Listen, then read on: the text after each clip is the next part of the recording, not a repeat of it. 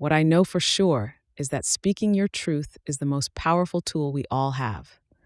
Oprah Winfrey's 2018 Golden Globe speech. I've got to live my life the way I feel is right for me. Might not be right for you, but it's right for me. Grammy Award-winning singer Sarah McLachlan. What's true for you isn't necessarily true for me. What's right for you might not be right for me either. Now, you've heard that before. It sounds open-minded, kind, even respectful of other people's views.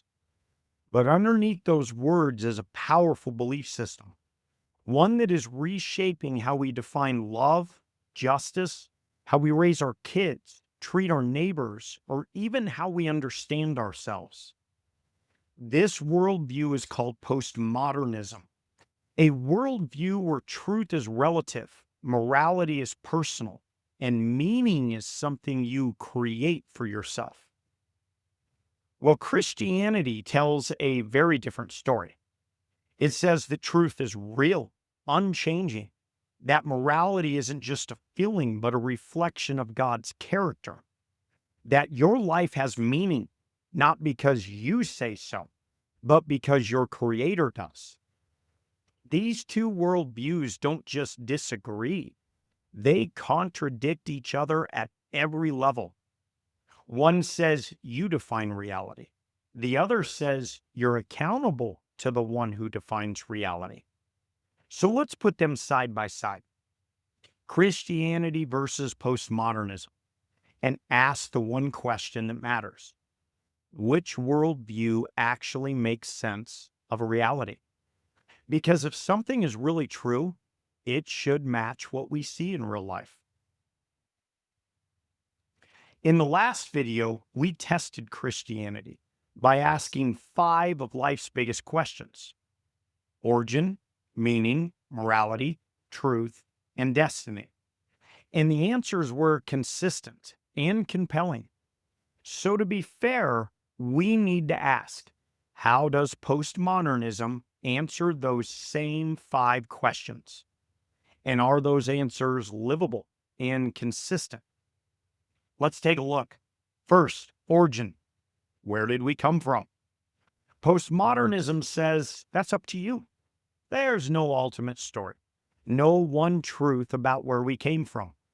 Some people say God, others evolution, others think maybe even aliens. Then some think that we're living in a computer simulation. But in postmodernism, no story gets the final word. It's all just perspective. Second is meaning. Why are we here? Postmodernism says you decide. There's no built-in purpose to life. You create your own meaning. Some people find it in relationships, others in success or self-expression. But there's no universal why, just what feels meaningful to you. Third is morality. What's right and wrong? Postmodernism says morals are cultural or personal. What is right in one culture might not be right in another. Truth is relative, so there are no absolute morals, only preferences, opinions, or social agreements. You can choose your own values, but you can't say they apply to everyone. Now, truth. What can we know for sure? Well, postmodernism says there's no ultimate truth, only personal or cultural truths. What is true for you might not be true for me. Truth is not discovered, it's constructed. So we can't really know anything with certainty, especially when it comes to big questions. Fifth is destiny. What happens when we die? Postmodernism says we can't know, and maybe it doesn't even matter. Some believe in an afterlife. Others say this life is all there is. But postmodernism doesn't commit to a clear answer. It leaves it up to the individual without claiming one answer is truer than another. Now, it's one thing to say truth is relative. Morality is personal. Meaning is whatever you make it. That might actually sound freeing. But what happens when you try to live that way? Let's look at identity and self-worth. Postmodernism says you define who you are. And man, that sounds empowering. But here's the catch. If you create your identity, then you carry the full weight of defining it and defending it. You're the builder, the validator, the judge. But what happens when your confidence breaks, or your identity shifts, or you fail to live up to the version of yourself you created? Postmodernism might say, well, lean on your culture or your community for help. But those shift too, with trends, opinions, and time. That's not freedom. That's exhaustion. With no solid meaning, you're always reaching for something secure, but never quite finding it. Now, justice and morality. Let's talk about right and wrong. Postmodernism says morality is personal. What is right for one person or culture might be wrong for another. But here's the problem. If morality is just opinion, then there is no solid reason to say something is truly wrong. Things like racism, abuse, human trafficking, or even the Holocaust, we all agree those are evil. But if there's no higher standard, just personal or cultural beliefs, then even those things become just opinion. One culture might say something is wrong. Another might say, no, that's right, it's okay. And if there's no moral truth that applies to everyone, who gets to decide? Without a foundation outside of us, justice becomes a kind of popularity contest. Now, love and relationships. In postmodernism, love is all about personal happiness. If it feels good, it's love. And if it stops feeling good, well, you just move on. Love becomes a feeling, an experience, something you fall into and out of. It's about chemistry, connection, and convenience. And if morality is just opinion, then ending a relationship really isn't a moral issue. There's no higher standard to answer to, just what you feel is right. And in the end, love becomes fragile. It depends on feelings that change. Without an absolute standard of truth or morals, even the strongest connection can fall apart. Because when love is just personal preference, well, it doesn't have to last. And when it ends, there's no right or wrong.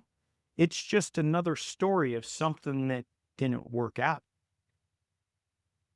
Now, let's talk about truth. Let's go one level deeper. Postmodernism claims there's no such thing as absolute truth. But here's the problem. That's a truth claim, and they want to apply it to everyone, which means they just claimed an absolute truth. It's like saying, I can't speak a word of English while speaking English. It cancels itself out. It doesn't make sense. That's not intellectual freedom. That's intellectual collapse. And in real life, truth matters. In science, in justice, in medicine, in history. If everyone gets their own truth, how do we solve crimes, teach history, or protect human rights? Truth isn't the enemy. It's the foundation. Without it, everything fails. So now comes the question, which worldview actually matches reality best? Let's test these two worldviews, postmodernism and Christianity, against what we all experience in real life. Now go back to identity and self-worth. Postmodernism said, you define who you are. Your truth is whatever you choose. But if your identity is created, what happens when you feel like you're not enough?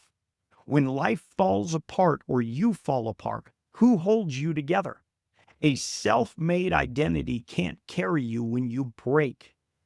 Now, Christianity says you are made in the image of God, loved, known, and valuable before you achieve anything. Your worth isn't self-manufactured. It's anchored in something unshakable, the God who made you, which matches reality. A fragile identity you have to build and maintain, or a deep, enduring worth that comes from someone greater than yourself. Let's go back to justice and morality. Postmodernism said right and wrong are just personal or cultural opinions. But if that's true, how can we call things like racism, abuse, or oppression wrong for everyone? Now, Christianity says right and wrong are real because God's character is the standard of goodness. That's why we instinctively cry out against evil. Justice only makes sense if real goodness exists. Which view fits the real world? If morality is just opinion, then justice is just a preference. But deep down, we know some things are really right or wrong. Now let's go back to love and relationships. Postmodernism says love is a feeling. Just follow your heart. But feelings change. So what happens when the feeling fades? Does love disappear too? Christianity says love is a choice, rooted in truth, modeled by God. Real love isn't about chasing emotions. It's about commitment, sacrifice, and staying when it is hard. So which one makes more sense of reality? If love is just a feeling, why do we admire those who stay loyal through suffering? If love is real and sacrificial, maybe it's because it points to something deeper than just your emotions. Now let's go back to truth. Postmodernism said truth is relative. But if truth depends on personal perspective, there's no stable ground for justice, human rights, science, medicine, relationships, or even honest disagreement. Everyone's equally right, even when they completely contradict each other. That's not how life works. We hold others accountable every day based on the belief that some things are actually true and some things are not. Christianity says truth is real and it is found in a person.